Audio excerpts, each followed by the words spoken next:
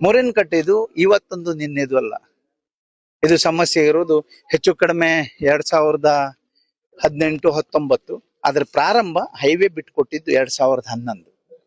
ಅದು ಶುರು ಆದದ್ದು 19-20ರಲ್ಲಿ ಶುರು ಆಯ್ತು. ಅವಾಗ ಅಲ್ಲಿ ಕೆಲಸ ಮಾಡ್ಲಿಕ್ಕೆ ಬಂದದ್ದು ಆವಾಗ. ಅದಕ್ಕೂ ಮೊದಲಲ್ಲಿ ಬರ್ಲಿಲ್ಲ, ಟೌನ್ ಹತ್ರ ಬರ್ಲಿಲ್ಲ.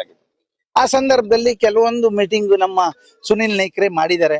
ಎಸಿ ಅವ್ರನ್ನ ಇಟ್ಕೊಂಡು, DSB ಇಟ್ಕೊಂಡು, ಆ ಊರ್ನವ್ರು ಇಟ್ಕೊಂಡು, ಆ ಊರ್ನವ್ರ ಮನವಿನೂ ಕೊಟ್ಟಿದ್ರು.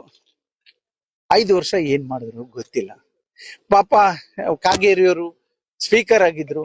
ಅವರಲ್ಲಿಂದ ಆದೇಶ ಆದ್ರೆ ಅದು ಕಾನೂನು, ಅದು ಪಾಲನೆ ಮಾಡ್ಲೇಬೇಕು ಅಂತ ಒಂದು ಅದ್ಭುತವಾದಂತ ಪೀಠದಲ್ಲಿ ಕೂತ್ಕೊಂಡಿದ್ರು 5 ವರ್ಷ. ಅವ್ರಿಗೆ ಆವಾಗ ಮುರಿನ್ ಕಟ್ಟೆ ನೆನಪಾಗ್ಲಿಲ್ಲ. ಸುನಿಲ್ ನಾಯ್ಕರ್ MLA ಇದ್ರು, ಆವಾಗ ಮೀಟಿಂಗ್ ಎಲ್ಲ ಮಾಡಿದ್ರು. 5 ವರ್ಷವರೆಗೆ ಏನೂ ಮಾಡ್ಲಿಲ್ಲ. ಅನ್ಯ ಕೋಮನವರಿಗೆ ಸಪೋರ್ಟ್ ಮಾಡ್ತಾ ಇದ್ರು ಅಥವಾ ಯಾರಿಗ್ ಮಾಡ್ತಾ ಇದ್ರು ನಾನ್ ಹೇಳಲಿಕ್ಕೆ ಹೋಗೋದಿಲ್ಲ, ನೀವು ತಿಳ್ಕೊಳ್ಳಿ.